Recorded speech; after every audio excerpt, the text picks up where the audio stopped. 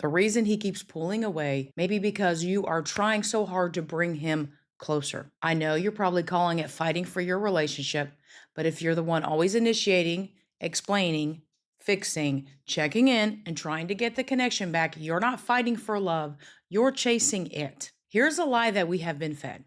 We're told that when he pulls away, we need to communicate more.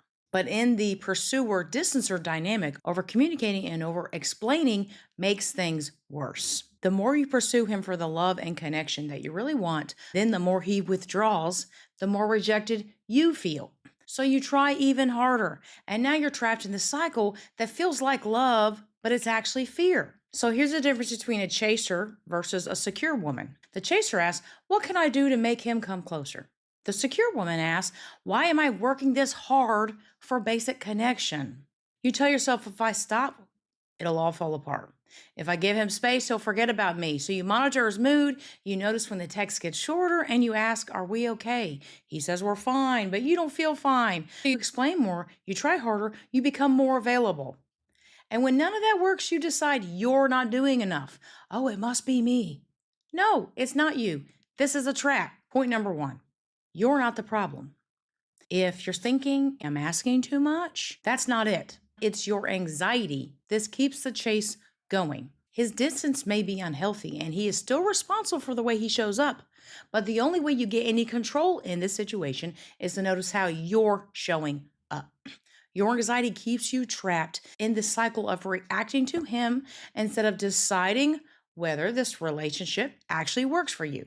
His behavior may trigger this cycle, but your anxiety keeps you participating in this painful dynamic. And you believe if you can change him, that you'll finally feel calm, you feel secure, you feel loved. But your anxiety keeps adding pressure to the relationship. You may be thinking, oh, am I the problem? Am I too much? Okay, that's not the problem. The problem is you're getting triggered. You're getting activated and responding from that place. And I know because I did this too. When I felt him pulling away, I became hyper aware of his tone, his text, everything. And then he just started being on his phone all the time. He's watching TV all the time as a way to escape the relationship and the pressure and responsibility that came along with an actual partnership. And then I started to feel more and more invisible. I lost myself trying to get the connection and closeness back. So then I tried to fix it. I explained more.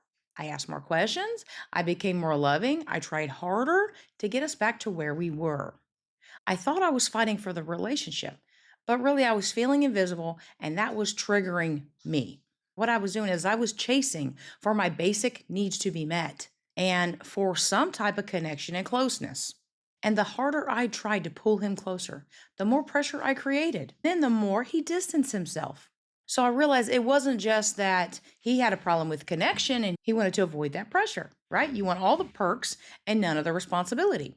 A big problem was that I was making his behavior determine my worth. The truth is, I had every right to feel insecure because he was stonewalling me, dismissing me. All these were very triggering. But instead of speaking up as a secure, high value woman would, she would say, "Hey, this behavior isn't okay. This is what I need." She would own her needs. There would be no shame. There would be no guilt, okay? Because she would know what she actually deserves. But instead, I tried harder to prove I was worthy and lovable. It was never my responsibility to make him available, present, and responsible and take accountability. Nor was it my job to make his life easier in hopes that it would bring him closer. Point number two, why you just can't give him space. Giving him space forces you to sit with your own fears. You know, that urgency is coming up and you start to panic. You may stop texting him, but if you're still thinking about him and wondering what he's doing, waiting for him to text, call back, or come home, then you're not actually detaching. So physical space is different from emotional detachment. Emotional detachment means you stop making his behavior responsible for your peace. It means you can love him without needing him to behave a certain way so that you'll feel calm, secure, and stable. This does not mean you don't require anything from him. Have high standards. You're allowed to have healthy relationship standards. Number three, stop acting on urgency. His distance feels like an emergency. Then your mind creates a story and it says, he doesn't care. He's losing interest. He must be talking to someone else. If I don't fix this, it's going to be over. That story is driving the panic. So, this is what we do before that urgency takes over. You pause. Do not text, do not explain, do not keep asking what's going on. Tell yourself, hey, I'm triggered. Calm your body using deep breathing. It's simple. You breathe from your lower tummy, put one hand on your chest and one hand on your lower stomach, and then you take deep breaths through your lower stomach. And you'll know because your lower stomach will rise up. Do not text, do not call. Let the urgency settle. It takes 20 minutes once you're triggered to get out of a triggered state as long as your thoughts are neutral. If you're focusing on him and still thinking negative thoughts, the anxiety and fear, you could stay triggered for a very long time. Do not act while the fear is driving you. Think of yourself like a car, right? What emotion is driving the wheel? You want that part of you that feels confident you can take care of yourself, that you know you're capable. You want that driving. You don't want the fear and anxiety to be driving. Not every uncomfortable feeling requires immediate action. Sit with that feeling. Hold your hand while you're having that feeling. Be there for yourself. If it feels urgent, assume it's a trigger and then do what I said. Number 4, how a secure woman handles the situation. She gets honest about what she needs to feel loved, seen, understood, happy in that relationship. She communicates those needs calmly. Then she watches whether he can meet her or not.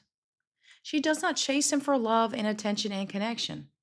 She does not carry the connection by herself or drag him along. She meets him in the middle, and he either meets her there or he does not. A secure woman does not convince, beg, or plead with a man to meet her basic needs. She communicates what she wants clearly and calmly, without trying to manage him or control how he responds. Then she steps back and watches whether he is willing or capable of meeting her needs and creating with her the relationship she wants. She knows what she deserves, and this is reflected in how she talks, how she shows up, what she actually requires. She requires honesty, effort, respect, communication, consistency, accountability, emotional presence, mutual effort. And she does not make his limitations mean that she is unworthy, nor are they an indication of how she feels about herself. When you do this, this is handing your power over to him. Point 5, his part of the problem. His distance may be unhealthy, and he's still responsible for how he shows up. There's nothing you could do to make him show up, to make him be present, to make him be available. Okay. That has to do with his capacity and his willingness. Your anxiety keeps you trapped in this cycle where you're reacting to him instead of deciding how you want to show up and whether this works for you or not. Once you stop reacting from urgency, you start to see his capacity because you're not trying to control the outcome and you're not trying to manage him. You finally see what he's actually capable of. And you can't see that when you're only trying to see what you want to see or when you're trying to make what you want happen. But I know once you let go of trying to get a certain outcome, seeing the truth can be the scariest part. That's exactly why you need to watch part 2, where we're diving into how to handle the panic and healing the nervous system trigger that keeps you chasing after connection, attention, love, time, and effort from him. This is where I'm showing you how to calm the panic in your nervous system, where you finally let the relationship and him reveal the truth.